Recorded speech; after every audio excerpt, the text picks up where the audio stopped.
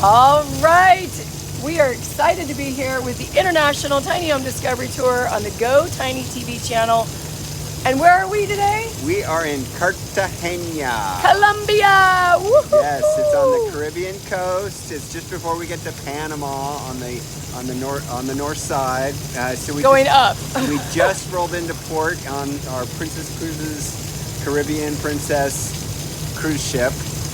And I'm going to give you a little walk around and board in just a few minutes. And she's gonna. Sorry, we overspoke each other. It happens. We're married, outrageous.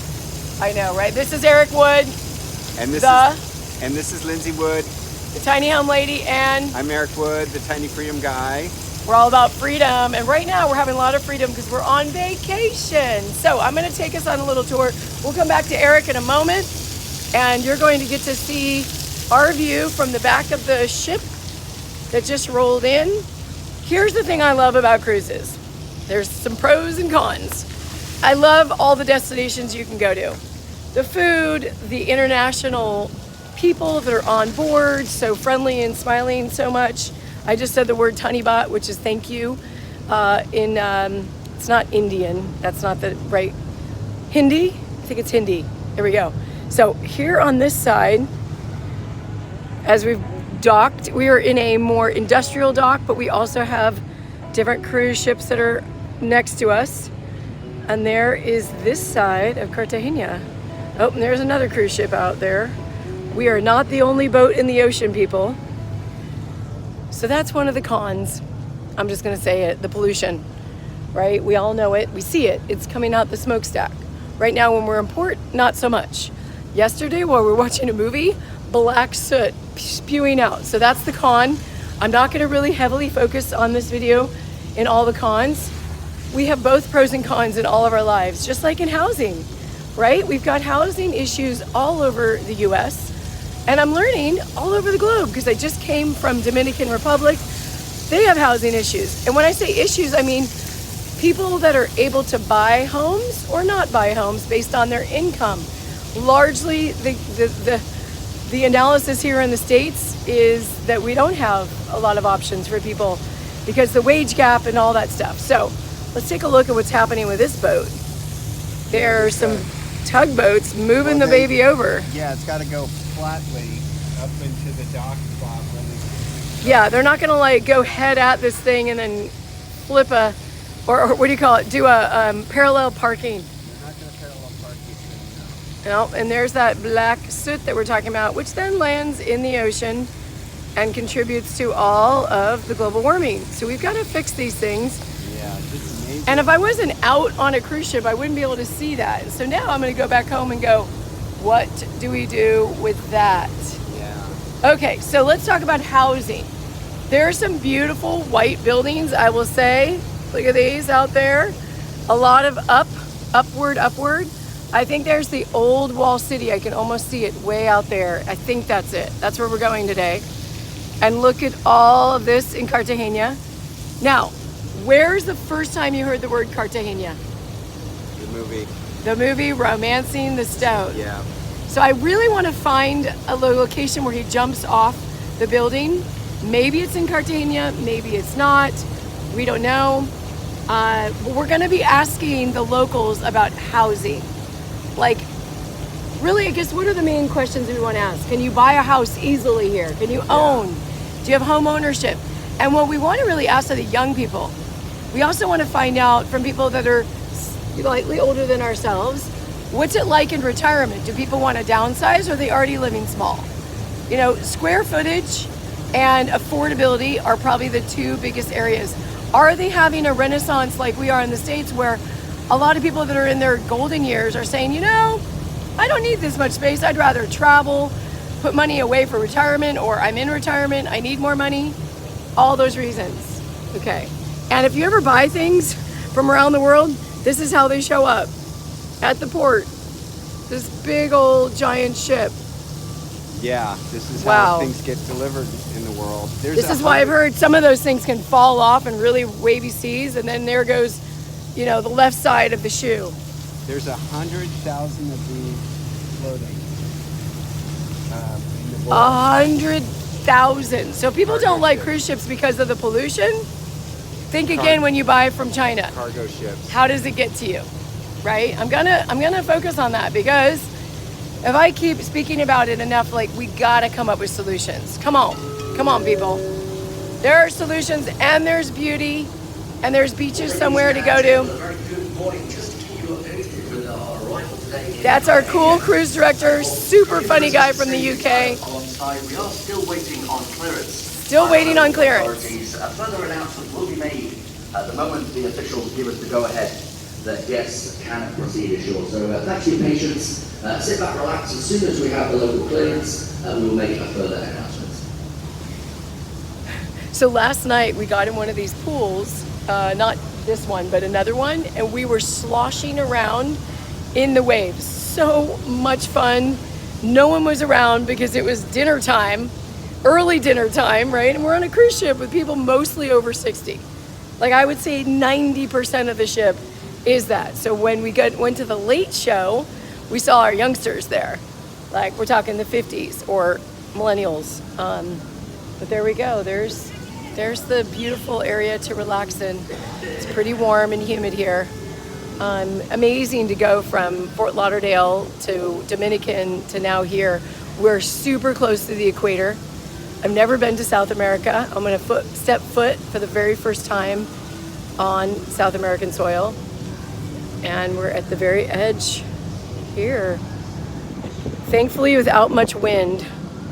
But if there is wind, oh, look at that. These guys are like pulling these ropes out. To these like floating buoys. Oh my, that's no joke. Look at that thing, it's like tipping.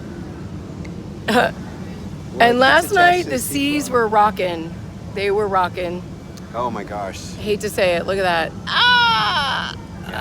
That's the part. That's the part we gotta deal with.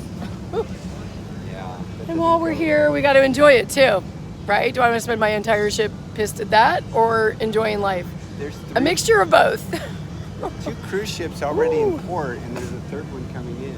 Yeah, we've got, it's Colombia, Cartagena. So we have a fun adventure that we're going to do with my family. It's my last live because anything on the soil of Colombia, my T-Mobile does not accommodate for. Some countries I found out they did. I got my little list. Panama, yes. Costa Rica, yes. But Colombia, no. So this is the one and only probably YouTube live that we'll be doing, and we'll be doing some fun things on the shore. We have all watched Amazing Race, where they send people out and they do a race for $1 million. And as a group, we're going to be doing not so much the Amazing Race, but our own little version of it, where we go to different sites near the Old Wall City and take family photos. There'll be one location where it's a shoe, and I'm going to guide everyone to be their own director. So Eric will direct a shot, I will direct a shot, my brother, my dad, my mom. So we'll see about all those, and that'll be another more edited video. And let's check it out now, up there. See, I want to do the YouTube thing, I really do. That takes a lot of editing, and right now, this is live. I have no editing requirements whatsoever. So when they point up and things appear and all those cuts happen, it takes a long time. I should know because Eric and I met at the Media Center in Marin County. How'd we meet, babe? Doing video. I was a volunteer and Lindsay was working the front desk. I was customer service. No, I was like membership coordinator. Yes. I was also launching my second entrepreneurial business, which is the LED Lady, LED lighting business, which went really well until I got tired of counting light bulbs and the rebates kind of shot down for the LEDs. So I shifted to the Tiny Home Lady. But him and I learned how to do editing and all that. And I guess if we just were retired, we could just edit all day long. Yeah. But I have other things that I do in my business, like consulting. I literally moments before this video, I was texting someone about the high pot test that you need to do on a tiny home. Many people don't know this. When you do your electrical system, think in a normal house, you're grounded to the ground. I think we got to, oh wait, we're not cleared yet, but let's go down to the next deck. We'll do a walk and talk. So when you are electrical in a tiny home, there is no ground, right? You are 100%, sorry, this shoulder I realize is getting sore from holding the camera. Whew. So you have to ground things, but you don't have a ground because your wheels are on the ground. You can ground it to the trailer, but is it the same as the ground? I do want to, I'm curious about that. Are my electricians out there? Who knows about the difference of grounding it to the ground or grounding it to a trailer that's connected to the wheels on the ground? Those are my questions. Anyone? Comment below. So, with a tiny home that is being built to the ANSI, American National Standards Institute A 119.5, lead the way, babe, because I'm not going to think about where we're going. In this ship, you have to think a lot about where you're going and where you are, and I don't want to think about that. Okay, I'll just give you like a view as we come in. Oop, I think I just lost my, wait, I'm going to end this right here. Come on, LB. Because the connection just disconnected. Okay. So when we were doing our tiny home, we learned about this thing called the high pot test. High pot test. Do you know what it is? No. Do you know? It's some sort of high voltage, high potential, and it looks for nicks in your grounding wires into your hot wires and neutral wires. And if there's like a nick, that could form an arc, which could form a fire, which could form a house fire. We want to stop that in its tracks. It's designed to detect those, and if there are none, then you get the full go ahead. And I remember the day that they turned on the lights in our complete tiny house for the very first time. Very exciting. He remembers that. Exciting, I don't yes. remember that. I'm sure we got a video of that somewhere. Yeah, and for a guy that did not know about high pot, he did pretty good. But I want to hear from you. Any electricians out there that can give us the actual like real lingo, because we're just using like the thingy, plug that into the, you know, all that stuff. So there are two tests. One happens when you do the rough-in, right? You've done your structural, now you're running all your wires. Now you're connected to the power, but all the walls, the inside walls are not in yet. You run your high pot test. It's just called dielectric test, and it really has to do with the insulation of the wire, not the insulation of the wall, the wires itself, really that plastic stuff around the wire, because you got fire in a wire, people. If any of that gets nicked, like he said, you've got a potential for a fire hazard, right? All those stories you've heard about buildings burning down because of the wiring. So we want to avoid that, especially in a brand new tiny home.